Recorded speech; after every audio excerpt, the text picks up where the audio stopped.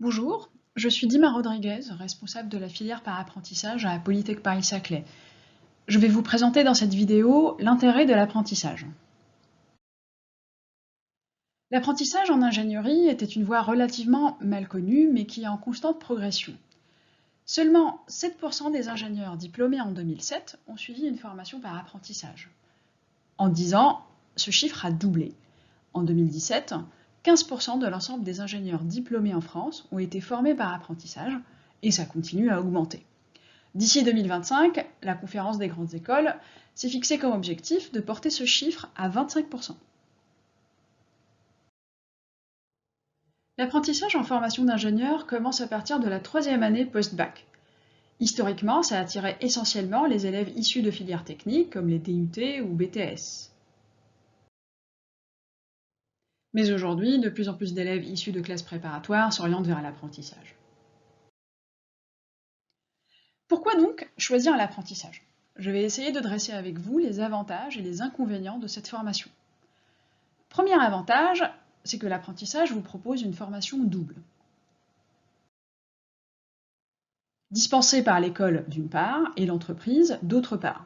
Nos formations sont complémentaires, il ne faut pas imaginer qu'on applique en entreprise ce qu'on apprend directement en cours. À l'école, l'apprenti reçoit une formation académique, alors que l'entreprise le forme sur le terrain. À savoir qu'à l'école, nous adoptons une pédagogie spécifique basée sur les cours TD, dispensés en petits groupes de 24. Les amphis sont très rares et qui reposent beaucoup sur les TP et les projets. Les apprentis sont suivis selon un double tutorat. En entreprise, l'apprenti a un maître d'apprentissage et à l'école, il a un tuteur qui repose sur l'équipe pédagogique. Le maître d'apprentissage définit les missions de l'apprenti, l'encadre, l'aide, le forme et l'évalue. Le tuteur, quant à lui, suit la formation de l'apprenti tout au long de ses 3 années de formation à l'école, comme en entreprise. Il aide, le conseille et fait le lien entre l'école et l'entreprise. Un apprenti est à la fois étudiant et salarié. L'apprenti continue donc avec un statut étudiant, il bénéficie de tous les avantages que donne une carte d'étudiant, tels que les réductions et autres. Mais contrairement aux étudiants, l'inscription de l'apprenti à l'école est gratuite. Il n'aura que la CEVEC, contribution de vie étudiante et de campus, de 90 € à verser au Crous. Elle est requise pour toute inscription dans l'enseignement supérieur. Par ailleurs, les apprentis, par leur statut, auront aussi accès à une aide financière de 500 € pour la préparation du permis de conduire. L'apprenti a également un statut de salarié. Cela veut dire, avant tout, qu'il sera rémunéré pendant ses 3 ans de formation, avec un salaire qui évolue au cours des années, mais qui dépend aussi de l'âge de l'apprenti. Ce salaire est calculé en pourcentage du SMIC, selon la base détaillée dans ce tableau. La plupart des apprentis suivront le parcours encadré en rouge. On commence à 661 € en première année, pour terminer à 1200 en dernière année. Alors, notez que cela représente un minimum légal. Certaines entreprises pourraient proposer des salaires supérieurs selon les conventions collectives.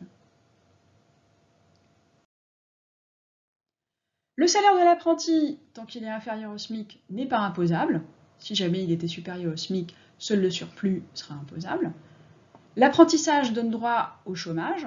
Donc à la sortie de l'école, on peut s'inscrire au chômage en cherchant du travail. Les 3 ans d'apprentissage seront comptabilisés pour la retraite.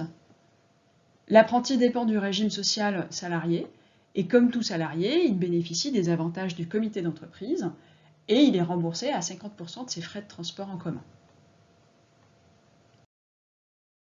Alors jusque-là, je n'ai parlé que des avantages, mais il y a aussi bien sûr des inconvénients. Le premier point négatif, ce sont les congés. Fini les vacances scolaires, comme tout salarié, l'apprenti n'a droit qu'à 5 semaines de congés payés, plus RTT, qui seront pris sur les jours d'entreprise. Le rythme en apprentissage est très soutenu. L'apprenti alternera en permanence entre école et entreprise et devra y trouver son équilibre, ce qui n'est pas chose très facile. Chaque année, les apprentis de Polytech Paris-Saclay passeront 32 semaines en entreprise et 20 semaines à l'école pour y suivre 600 heures de formation, ce qui revient à 30 heures de cours par semaine en moyenne. Donc les semaines d'école des apprentis seront plus chargées qu'en cycle classique étudiant. Entre début septembre et fin juin, l'alternance se fait sur un rythme de 2 semaines école, 2 semaines entreprise, avec quelques longues périodes en entreprise.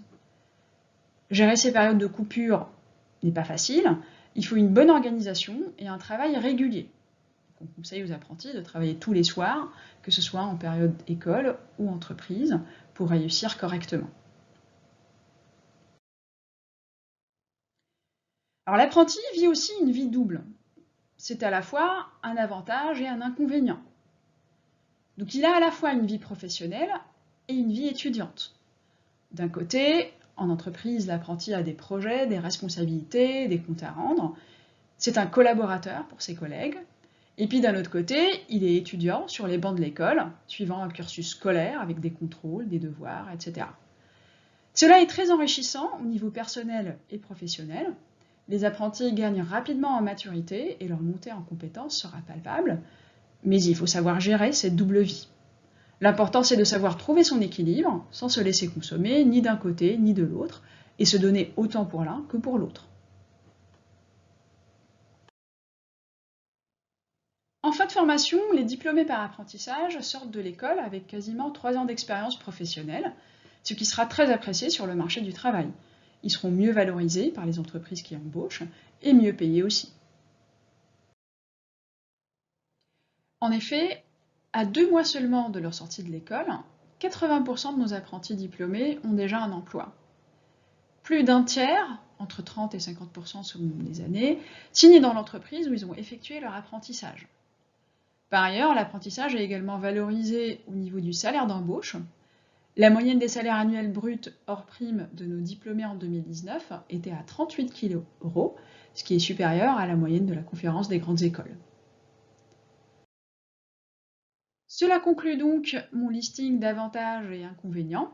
Comme vous pouvez le voir, la balance penche nettement à gauche. Pour plus d'informations sur l'apprentissage, je vous invite à consulter le site de l'école, celui du CFA Union ou sinon le portail de l'alternance. Je vous remercie d'avoir regardé cette vidéo et vous invite à visionner la seconde présentation concernant le processus d'admission si jamais vous souhaitez candidater en apprentissage à Polytech Paris-Saclay.